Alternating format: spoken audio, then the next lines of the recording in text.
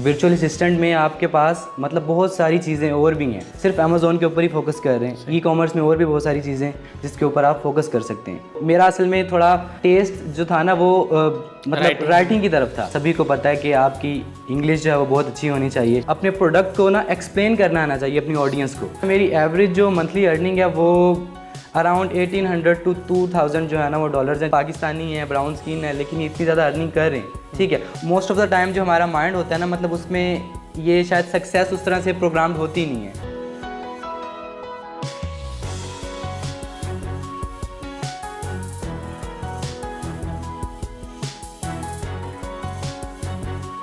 अस्सलाम वालेकुम नाजरीन, जर्नी विद ई कॉमर्स के साथ मैं हूं आपका होस्ट अली रहमान खालिद। नाजरीन, जैसे कि आप जानते हैं हम एनेबलर्स की स्टोरीज़ आपके साथ शेयर करते हैं, जो लोग आके अपनी जर्नी एनेबलर्स के साथ तय करते हैं और ई कॉमर्स में कुछ ना कुछ काम करते हैं। आज जो मेहमान हमारे साथ मौजूद हैं असदुल्ला साहब, ये कंटेंट राइटिंग पे और कॉपी राइटिंग पे ख़ास तौर पे काम करते हैं। हम इनसे जानेंगे कि कॉपी राइटिंग एक ऐसी डोमेन है ई कॉमर्स की जिससे बहुत ज़्यादा अर्निंग की जा सकती है। वो अर्निंग कैसे की जा सकती है और ये किस किस तरह से इसमें काम करें, और जो बेसिक स्किल्स हैं राइटिंग के, और इसके अलावा 2-3 कौन से ऐसे स्किल्स हैं जो बहुत इंपॉर्टेंट है एक कंटेंट राइटर के लिए, कॉपी राइटिंग एक्सपर्ट के लिए और कंटेंट मार्केटिंग के लिए, वो क्या हैं, वो सब बातें हम इनसे जानेंगे। अस्सलाम वालेकुम असदुल्ला साहब, कैसे हैं आप? ठीक हैं जी, वालेकुम सलाम अली भाई, thank you so much for having me on your show. Thank you sir. मुझे ये बताइएगा कि आपने अब आगाज़ किया वीए से, वर्चुअल असिस्टेंट का कोर्स करने के बाद आप लिस्टिंग ऑप्टिमाइजेशन की तरफ चले गए, फिर आप कॉपी राइटिंग की तरफ आए, तो क्या आप ट्रेंड्स को देखते देखते मूव करते रहे हैं या आपने देखा कि अर्निंग किस चीज़ में ज़्यादा है? क्या वजह थी मूव करने की और स्विच करने की? असल में फ़र्स्ट ऑफ़ ऑल जब मैंने स्टार्ट किया मतलब इनेबलर के साथ अपनी जर्नी को, तो उस वक्त मैंने एज अ वर्चुअल असिस्टेंट ही जो है ना वो अपनी सर्विसेज देना शुरू की थी। तो उसके बाद जो है ना वो आहिस्ता आहिस्ता मतलब मुझे ये चीज़ रियलाइज़ हुई है कि वर्चुअल असिस्टेंट में आपके पास मतलब बहुत सारी चीज़ें और भी हैं। आप वर्चुअल असिस्टेंट तो हैं, ठीक है, लेकिन उसमें सिर्फ ये नहीं है कि मतलब आप एक ही चीज़ के ऊपर सिर्फ आपने फोकस करना है। फॉर इंस्टेंस के आप सिर्फ अमेज़ोन के ऊपर ही फोकस कर रहे हैं। ई कॉमर्स में और भी बहुत सारी चीज़ें जिसके ऊपर आप फोकस कर सकते हैं। तो इसी तरह से जो है मतलब मैंने वर्चुअल असिस्टेंट में अपनी जर्नी का मतलब आगाज़ किया। उसके बाद मैं मतलब मुझे ये रियलाइज़ हुआ कि यार अब मुझे जो है ना वो मेरा असल में थोड़ा टेस्ट जो था ना वो मतलब राइटिंग की तरफ था। तो राइटिंग जब मैं मतलब करता था तो क्लाइंट्स को बहुत ज़्यादा पसंद भी आती थी। तो मुझे ये चीज़ रियलाइज़ हुई है कि यार प्रोडक्ट हंटिंग और वो जो बाकी सारी चीज़ें हैं ना, मतलब वो मैं अगर अपनी टीम बनाऊं तो वो तो कोई और भी कर सकता है। तो जिस चीज़ में मेरा मतलब अपना टेस्ट है, जो चीज़ मुझे अच्छी लग रही है, तो मुझे उस चीज़ को जो है ना वो परस्यू करना चाहिए और उस मतलब ट्रैक के ऊपर जाना चाहिए। तो बेसिकली ये मेरे लिए जो है ना मेरा टर्निंग पॉइंट था कि मुझे क्या चीज़ अच्छी लगती है, मुझे उसको फॉलो करना है। सही। बस। अच्छा, मुझे ये बताइएगा कि कंटेंट राइटिंग की या कॉपी राइटिंग की अगर हम बात करें तो कौन से स्किल्स हैं जो आपको एनेबल करते हैं? जैसे आपने माशाल्लाह बताया कि आप काफ़ी कामयाबी से काम कर रहे हैं, तो स्किल्स वो बताएं नाजरीन को कि वो कौन से सीखें ताकि वो भी अगर राइटिंग में इंटरेस्टेड हैं तो इस फील्ड में आके काम कर सकें। तो बेसिकली कंटेंट राइटिंग के लिए सबसे पहले तो मतलब फॉर इंस्टेंस सभी को पता है कि आपकी इंग्लिश जो है वो बहुत अच्छी होनी चाहिए, ठीक है। उसके बाद आपको बेसिकली अपने प्रोडक्ट को ना एक्सप्लेन करना आना चाहिए अपनी ऑडियंस को कि यार मेरा जो प्रोडक्ट है इसके क्या पेन पॉइंट्स हैं जो फॉर इंस्टेंस मतलब जो मेरा क्लाइंट है उसके माइंड को ट्रिगर करेंगे कि वो उसको बाय करे, ठीक है। और क्या उसके प्लेयर पॉइंट्स हैं, आपने उनको रिसर्च करना है, आपने मार्केट रिसर्च करनी है, ठीक है। और उस तरह से फिर आपने उन सारी चीज़ों को क्राफ्ट करना है अपनी कॉपी में, मतलब जो आप कॉपी लिखेंगे। फॉर इंस्टेंस कि आपने एक ग्लास को फॉर इंस्टेंस आपने सेल करना है, ठीक है। तो अब ग्लास क्या आप ये भी बता सकते हैं कि ग्लास जो है ना वो इसकी थिकनेस इतनी है, ठीक है, और ग्लास जो है ना वो इसकी फॉर इंस्टेंस लेंथ इतनी है, इसकी विड्थ इतनी है। फीचर्स और डिटेल्स, फीचर्स आप बता सकती हैं, ठीक है। ये हो गई आपकी एक सिंपल सी राइटिंग, मतलब इसका आपकी साइकोलॉजी वाली राइटिंग से, आपके इमोशन से कोई ताल्लुक नहीं है, ठीक है। जब आपने किसी को इमोशनल करना है, इमोशनल मतलब आपने उसको करके तो आपने कोई चीज़ बाय करवानी है, तो उसमें फिर आता है कॉपी राइटिंग, ठीक है। कॉपी राइटिंग में आप क्या करेंगे, कॉपी राइटिंग में आप जो फीचर्स है ना बेसिकली आप उन फीचर्स को क्या करेंगे, बेनिफिट्स में कन्वर्ट करेंगे। फॉर इंस्टेंस कि इस जो ग्लास है इसका ये फीचर है कि मतलब ये इसका जो ग्लास है वो बहुत थिक है, ठीक है। तो तो इसमें क्या होगा, इसमें अब जब हम लोगों ने इस फीचर को बेनिफिट में कन्वर्ट करना है तो हम लोग बता सकते हैं कि मतलब ये जो ग्लास है, जो इसकी थिकनेस है, इससे आपका ग्लास फोर इंच से अगर गिर भी जाता है तो वो टूटेगा नहीं। तो ये मतलब बहुत बड़ा पेन पॉइंट है जो लोग ग्लास खरीद रहे होते हैं कि यार हमारा ग्लास जो हम लोग जो टूट जाता है वो मतलब किस तरह का ग्लास होगा, वो गिरेगा। तो ये बेसिकली जो है ना वो इसमें। सर आपकी एवरेज मंथली अर्निंग वो कितनी है?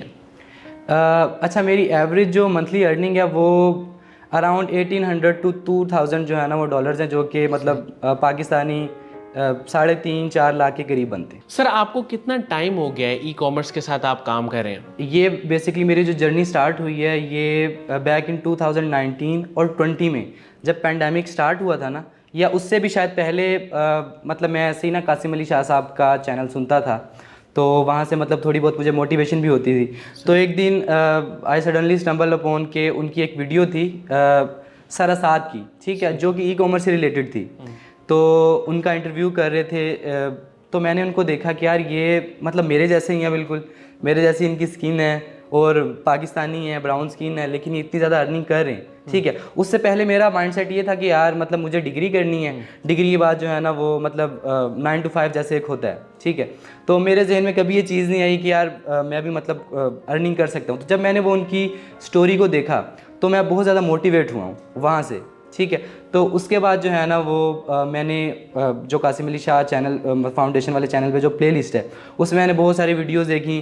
फिर कासिम अली शाह साहब की साकिब अज़हर साहब से वीडियो देखी मैंने उनके साथ, तो उससे मैं मतलब बहुत ज़्यादा मोटिवेट हूँ। और उसके बाद जो है ना मैंने ये डिसाइड किया कि यार मुझे इस कोर्स में जो है ना वो इनरोल करना चाहिए। और उसके बाद जो है वो मैंने उस कोर्स में इनरोल किया और यहाँ से जो है ना वो मेरी जर्नी स्टार्ट हुई। अच्छा सर, मुझे ये बताइएगा कि जब कुछ लोग ई कॉमर्स में आके काम करते हैं लेकिन कुछ अर्सा काम करने के बाद वो इससे थोड़ा डीमोटिवेट हो जाते हैं, उसमें वेरियस फैक्टर्स इन्वॉल्व होते हैं, आपके ख्याल में ऐसा क्यों होता है? मेरे ख्याल में जो सबसे मेरे ख्याल में जो बड़ी रीज़न है इन माय ओपिनियन वो ये है कि मतलब कोई भी बंदा जब वो एक सक्सेस स्टोरी देखता है ना, you know they are at their chapter 7th और 8th, मतलब मैं जैसे हूँ, अब मैंने बहुत सारे स्टेप्स को कवर किया है तो मैं एक स्टेज पे हूँ। बट वो जब कोई यंगस्टर कोई देखता है तो वो कहता है कि यार मतलब अभी मैंने बस इसको सीखना है, ठीक है, और कल को मेरी जो है ना वो अर्निंग स्टार्ट हो जाएगी। इस तरह से नहीं है, इसमें आपको मतलब बहुत ज़्यादा कंसिस्टेंट के साथ काम करना पड़ता है, ठीक है, बहुत ज़्यादा परसिस्टेंस दिखानी पड़ती है आपको, और मतलब बहुत ज़्यादा हार्ड वर्किंग करनी पड़ती है। तो ये बेसिकली मेरे ख्याल में जो कोर फैक्टर है ना वो ये है कि जो लोग स्टार्ट में डीमोटिवेट हो जाते हैं ना, इस वजह से हो जाते हैं कि वो सोच के तो ये आए होते हैं कि मतलब हम लोग कोर्स करेंगे तो मतलब अर्निंग स्टार्ट हो जाएगी, लेकिन एक्चुअल में ऐसा होता नहीं है। आप कोर्स करते हैं, फिर उसके बाद अपनी स्ट्रेटजीज बनाते हैं कि यार मुझे अपनी अकेले काम करना है, मुझे अपनी टीम बनानी है, मुझे क्लाइंट्स को किस तरह से कैटर करना है, किस तरह से मीटिंग्स में इन्वॉल्व होना है। तो ये सारी चीज़ें जो है ना वो बीच में सर मुझे ये बताइएगा कि ये जो अर्निंग अमाउंट होती है ये फिक्स्ड रहती है या कभी कम ज़्यादा भी होती रहती है? शायद इसकी वजह से भी लोग थोड़ा सा डीमोटिवेट होते हों। बिल्कुल, मतलब आप इसको यूँ समझ लें कि ये भी एक किस्म का बिजनेस ही है। आप किसी बिज़नेस को असिस्ट कर रहे हैं तो ये वेरी करती रहती है। मतलब बाज़ दफ़ा ये होता है कि आप अपनी जो आपकी एवरेज इनकम है उससे बहुत ज़्यादा भी मतलब आप चले जाते हैं ऊपर पीक पे।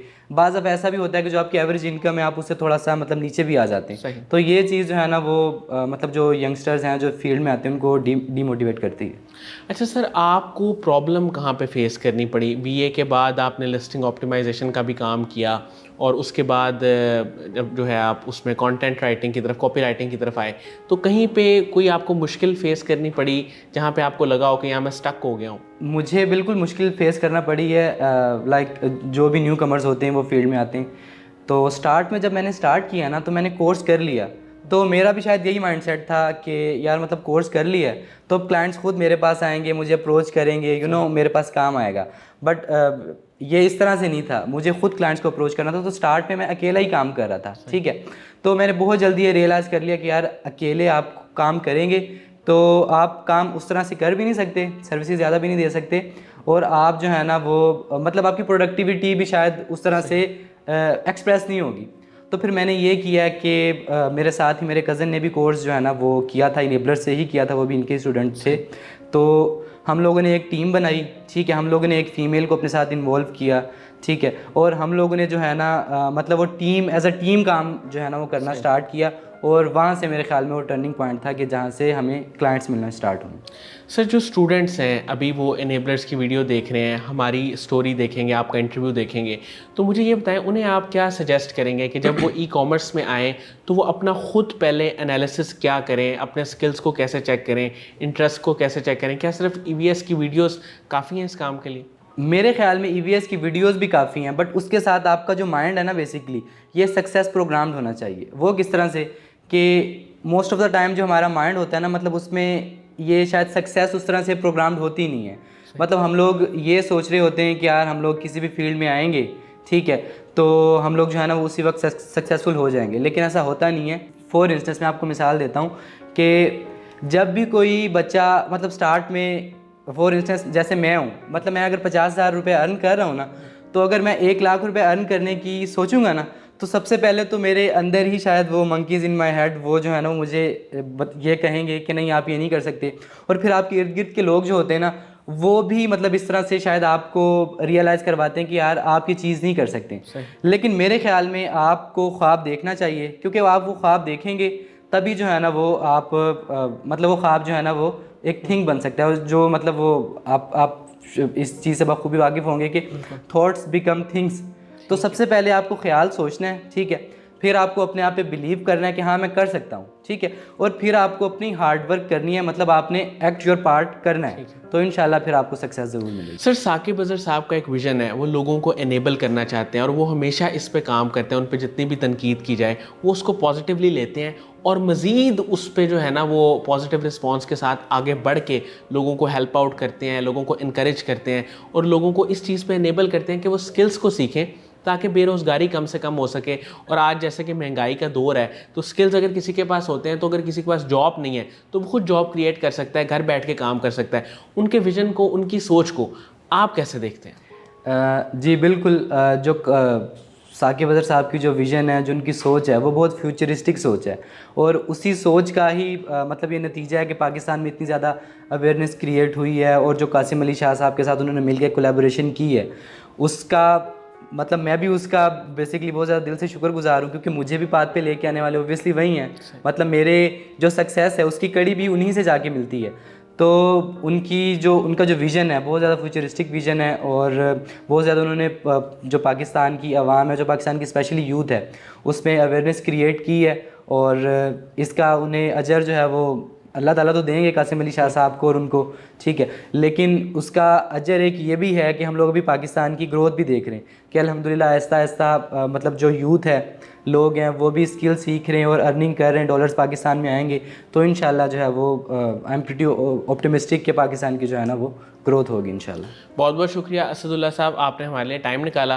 नाज़रीन, मुझे उम्मीद है कि इस इंटरव्यू से आपको बहुत सारी चीज़ें सीखने को मिली होंगी। ख़ास तौर पे जो 2-3 चीज़ें इन्होंने बड़ी अहम बताई वो ये थी कि एक तो आपका लर्निंग एटीट्यूड और माइंडसेट वो पॉजिटिव होना चाहिए।